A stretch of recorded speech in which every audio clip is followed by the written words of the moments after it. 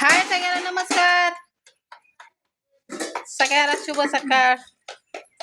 तर चला आता मी ताय डागासती भांडी तर काय करते ते स्वयंपाक भाकरी चालू आहेत खायच्या आणि मी चालली शेण आणायला. तिकडं माझी चप्पल कुठं आहे तर आज बघून येते पसारा घरात शेण मिळलं तर. भाऊजी चाललंय माझ्या ह्याला कलर द्यायचा गंजायला लागली या हाय शिलक म्हणलं देते ते द्या म्हणलं त्यांना मग देते ते. तर मी जाते आता तिकडं कारण का आपल्या घरात तिकडं जावं का तिकडं जावं कळत नाही मला. तिकडूनच जाते. पाणी मारून मारून मारून त्यात गवतच उगवलं. 2 दिवस तिकडे गेलतो तर 2 दिवसाचं तसं झालंय आणि त्यात आज पाणी पण आले नाही काहीच नाही. तिकडून आणलेले कपडे ती माझे काय धुवून टाकले होते मी पण ताईची लेकरांची तशी जायती तर काय त्यात गवतच उगवली. हो का दिसतंय का गवत तुम्हाला दिसतंय का नाही काय माहिती पण म्हणलं तर ह्याला सारवून घ्यावं. तर भाऊजीला ठेवा म्हणलं तिकडं शेण आहे तर आता ठेवलंय का नाही काय माहित नाही.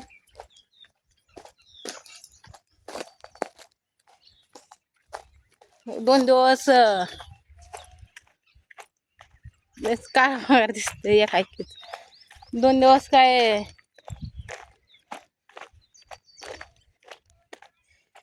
तिथं झोप झाली पण नाही काहीच नाही. त्याच्यामुळं इथं आल्यावर कुठलं डोळाच उघडा नाही. मग उठलो सगळे सकाळी 7 वाजता. लय उशीर झाला कारण का आपल्याला आहे सवय मला तर उठायची लवकरच पहाटे. चला आता इथनं माणसं आहेत ती पुढे गेल्यावरच कॅमेरा चालू करते. तर आली भाऊजी इथं. भाऊजी काय दिसना ते शेण पण कुठं काय दिसना. आत्या बसले ते मामा इथं जेवाय बसले ते. बघा झालं का जेवण तर आत्याबाई बसले तेव्हा काय इथं आहे का दळणीत करत. तर भाऊजी म्हणलं होतं शेण हाय ठेवलंय काल परवा दिवशी ठेवलेलं टाकून दिले त्यांनी. बघा आता काल म्हणलं की ठेवलंय आता घेऊन या. कुठे गेलं भाऊजी आता मग कुठं बाहेर गेला त्या कामाला गेलं नाही कामाला नाही. कामच कुठं आहे ते. तर आता झालं चहा पाणी धुवायचे अजून आंघोळ करायची. अंधारानं नीट करत बसलाय का मग सकाळ सकाळ काही सकाळच्या पारी इथं गरम होत आहे किती. होय होय तसं उभा सुद्धा राहावं वाटत नाही आणि त्यात उठाय बसा येत नाही त्याला एक तरी ताप आहे का. त्याचा तर झालाय जाळ म्हणा केलाय जाळ गुडघ्याचा समजा अंगाचाच खिळखिळा आहे. होय तसं पण आहे ते.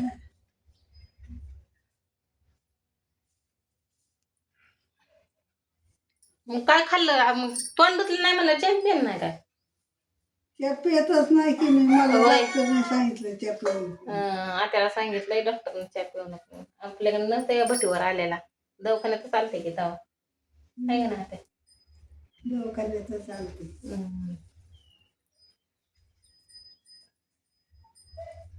रेशनचं घेऊ चांगलं येतं बघ मोठा या बारीचं चांगलं आहे तर नाहीतर जर बाईने लय घाण असते काय लय घाण.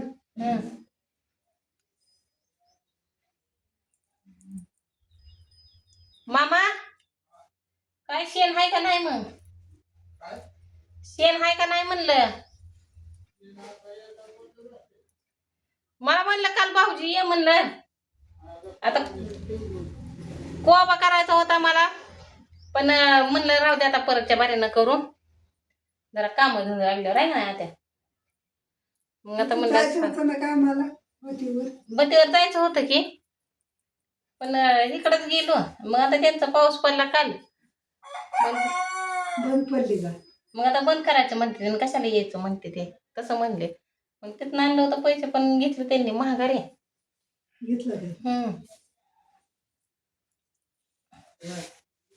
नशीब पुढं पळू देत नाही. महाग महाग सारतंय नशीब. एकदा ना भूक लागलं का नाही आते आते कडपर्यंतच लागतं काय वाटतं आहे का नाही. मग काय तरी तसं होतं या. नाहीतर तिथं काम लागलं होतं. हो. त्या दिवशी पैसे नाही होय आम्ही आणलं. मामा ते आम्ही शिर्डी बघायला गेलेलो तेव्हा. होय. परत ते दुसऱ्या दिवशी आला आणि म्हणला आला नाही तुम्ही द्या आमचं आमचं त्यांना पैसे. लगेच पाहिजे होतं तुम्ही काम. हा त्यांना म्हणलं आमच्या घरात पसारा ते ठेवून येतो आम्ही. आणि तेच म्हणले आम्हाला ॲडव्हान्स ते घ्या.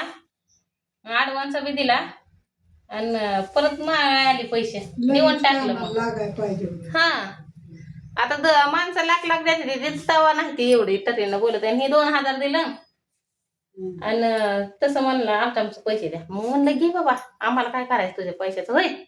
राहुल्यात काय? दिलं महागारी.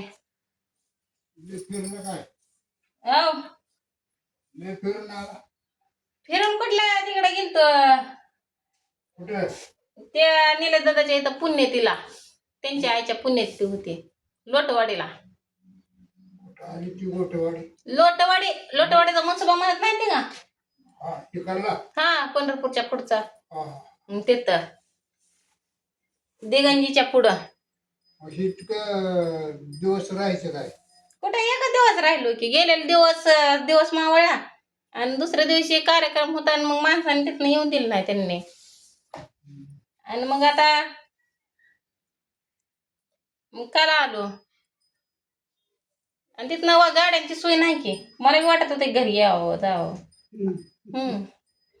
पण सोय नसल्यामुळं आता सारवून सुरवून घ्यायचं होतं. आज सारवून सुरवून घ्यायचं होतं तर काय शेणच ठेवलं नाही मामा ना. नाही टाकलं त्यांनी टाकलं. नाताने टाकलंय.